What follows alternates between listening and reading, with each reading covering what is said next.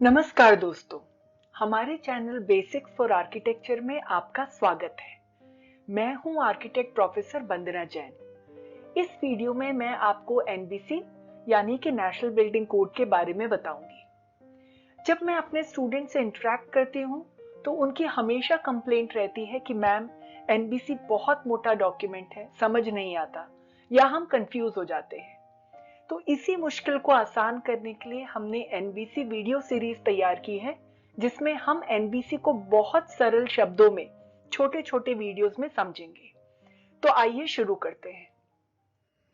इस वीडियो में हम सबसे पहले जानेंगे कि बिल्डिंग कोड क्या होता है, उसकी क्या इंपॉर्टेंस होती है और बिल्डिंग कोड की क्या जरूरत होती है। फिर हम समझेंगे कि बिल्डिंग कोड को कौन एनफोर्स करता है, यानी कि बिल्डिंग कोड को लागू कौन करता है। बहुत सारे बच्चे कंफ्यूज हो जाते हैं एनबीसी और बिल्डिंग बायलॉज में। तो वीडियो के तीसरे पार्ट में हम जानेंगे कि बिल्डिंग कोड और बायलॉज में क्या अंतर होता है। और फिर हम मुलाकात करेंगे एनबीसी से और समझेंगे कि एनबीसी क्या है। आखिर में हम सबसे इजी पार्ट देखेंगे और वह है एनबीसी का कंटेंट। पहले सवाल है कि बिल्डिंग कोड होता क्या है। बिल्डिंग कोड को हम बिल्डिंग कंट्रोल रूल्स या बिल्डिंग रेगुलेशंस भी कह सकते हैं। जब बिल्डिंग्स बनाई जाती हैं तो बिल्डिंग के यूजर्स के वेलफेयर के लिए और उनकी सेफ्टी के लिए बिल्डिंग के कुछ मिनिमम रिक्वायरमेंट्स तय किए जाते हैं, जैसे कि किचन एक मिनिमम साइज की होनी चाहिए या फिर किसी कमरे में एक मिनिमम साइज की खिड़की होनी चाहिए, या किसी भी बिल्डिंग में सीढ़ी की मिनिमम विड्थ कितनी होनी चाहिए। आग से बचाव के लिए मिनिमम रिक्वायरमेंट्स दिए जाते हैं और बहुत कुछ। सबसे पहले बिल्डिंग कोड्स बनाए गए थे 1600 बीसी के आसपास। अब आपके मन में यह सवाल आएगा कि हमें बिल्डिंग कोड्स की जरूरत क्यों होती है। 1666 में लंदन में एक बेकरी में एक एक्सीडेंट के कारण एक भीषण आग लगी, जिससे कि पूरा का पूरा शहर, जो कि लकड़ी का डेंस डेवलपमेंट था, जलकर खाक हो गया। इस फायर को नाम दिया गया the great fire of London. इसके बाद वहां के समाज को दिमाग में आया कि हर शहर में कुछ रूल्स होने चाहिए, जैसे कि दीवार की थिकनेस, कौन सा मटेरियल यूज कर सकते हैं, नाली कैसी होनी चाहिए, या सड़क कितनी चौड़ी होनी चाहिए, वगैरह वगैरह। इसके बाद सर क्रिस्टोफर रेन ने नई सिटी प्लान की और सिटी को 30 साल लगे वापस आने में। अब जो भी बिल्डिंग कोड होता है वह बताता है फायर और हेल्थ रिस्क को मिनिमाइज करना, पब्लिक हेल्थ इंश्योर करना, दिव्यांग लोगों के लिए बिल्डिंग्स एक्सेसिबल हो, स्ट्रक्चरली सफिशिएंट हो, बिल्डिंग यूजर्स या ऑक्यूपेंट्स को प्रोटेक्ट करें और सेफ रखें, लोगों को बता सके कि कौन सा मटेरियल और कंस्ट्रक्शन मेथड इस्तेमाल करना ठीक होगा, और बहुत कुछ। अगर आपको कोई भी बिल्डिंग बनानी है तो आपको प्लानिंग करने के बाद उसको कंस्ट्रक्शन करने से पहले परमिशन लेनी होती है अथॉरिटीज से, और अथॉरिटीज आपको तभी परमिशन देंगी जब आपकी बिल्डिंग बिल्डिंग कोड्स के प्रोविजन के हिसाब से डिजाइन हो। फिर अथॉरिटीज यह देखेंगी कि आपने जो बनाया है वह शहर के नियम के अनुसार है कि नहीं। पर कौन होता है ये अथॉरिटीज?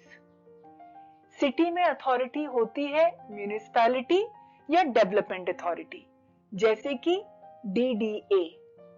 अगर आप म्युनिसिपल लिमिट के बाहर बिल्डिंग बना रहे हैं, जैसे गांव में, तो गांव में अथॉरिटी है पंचायत, या फिर कोई भी अथॉरिटी जिसे राज्य के टीसीपीओ के ऑफिस ने नियुक्त किया हो।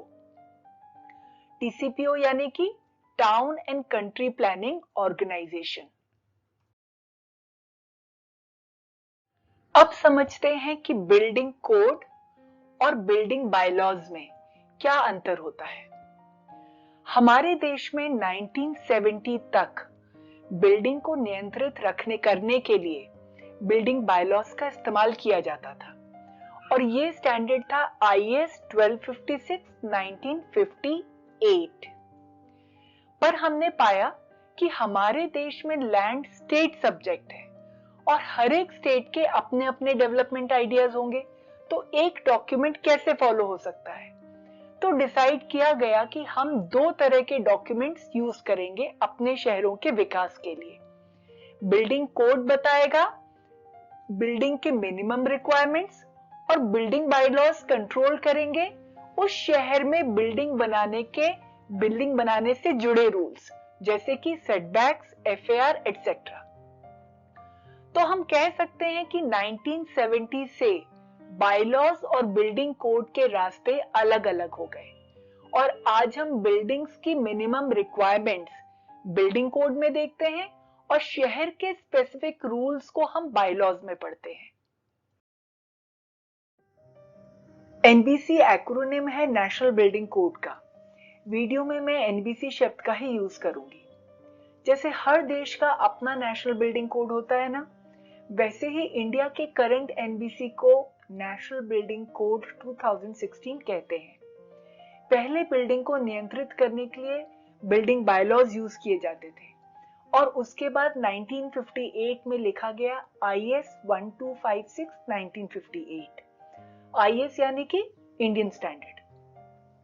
1965 में प्लानिंग कमीशन ने एक पैनल बनाया और उस पैनल ने अपनी रिपोर्ट को 1968 में पब्लिश किया।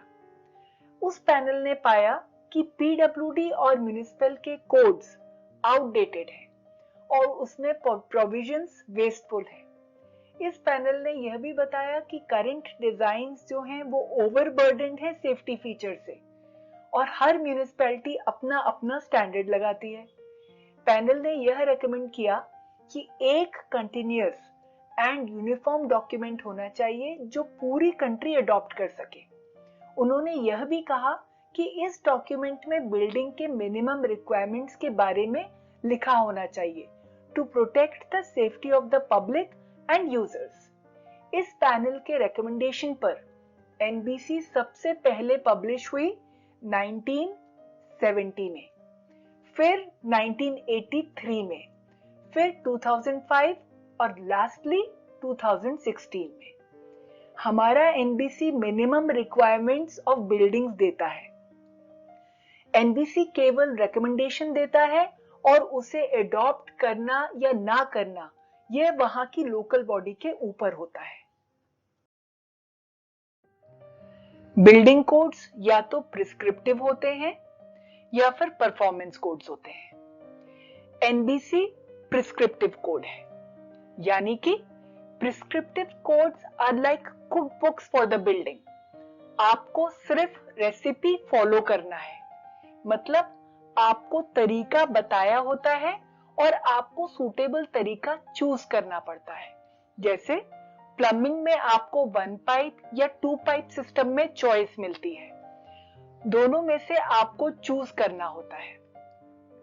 Performance codes do not provide a solution, they only define the problem.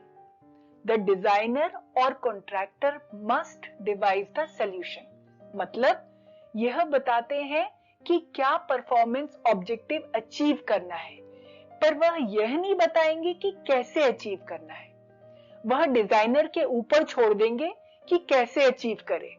Designer अपने हिसाब से मटेरियल और मेथड चूज करता है और प्रूव करता है कि उसने ऑब्जेक्टिव कैसे अचीव किया है। अब हम समझते हैं कि NBC 2016 के कंटेंट्स क्या है। NBC 2016 के 13 पार्ट्स हैं। कुछ पार्ट्स आर्किटेक्चरल डिजाइन करने के काम आते हैं और कुछ पार्ट्स इंजीनियरिंग डिजाइन करने के काम आते हैं और कुछ पार्ट कंस्ट्रक्शन और बिल्डिंग मटेरियल से रिलेटेड है। NBC के 13 पार्ट्स को 33 चैप्टर्स में डिवाइड किया है। 2016 वाले एडिशन में एक नया पार्ट दिखता है, पार्ट 11। इसका टाइटल है अप्रोच टू सस्टेनेबिलिटी। यह ग्रीन बिल्डिंग्स के ऑब्जेक्टिव्स को अचीव करने के लिए ऐड किया गया है। इसके अलावा बिल्डिंग सर्विसेज और फायर लाइफ सेफ्टी इश्यूज वाले चैप्टर में यानी कि पार्ट 4 में इसमें भी कुछ एडिशंस और चेंजेस किए गए हैं। हमारा एनबीसी एक कॉन्स्टेंटली चेंज होता हुआ डॉक्यूमेंट है जिसे हर 10 साल के आसपास इंप्रूव किया जाता है।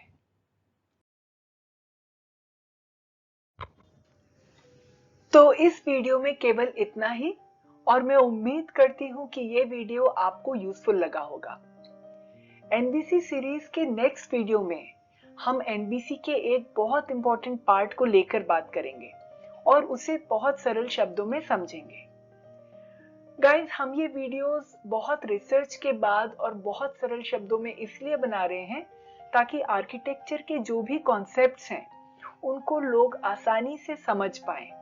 और यदि आपको कोई भी आर्किटेक्चर से रिलेटेड टॉपिक मुश्किल लगता है तो हमें कमेंट सेक्शन में जरूर लिखें। लास्टली, हमारे वीडियो से आपको यदि मदद मिलती हो तो हमें लाइक और सब्सक्राइब करें और ज्यादा से ज्यादा लोगों से इसे शेयर करें।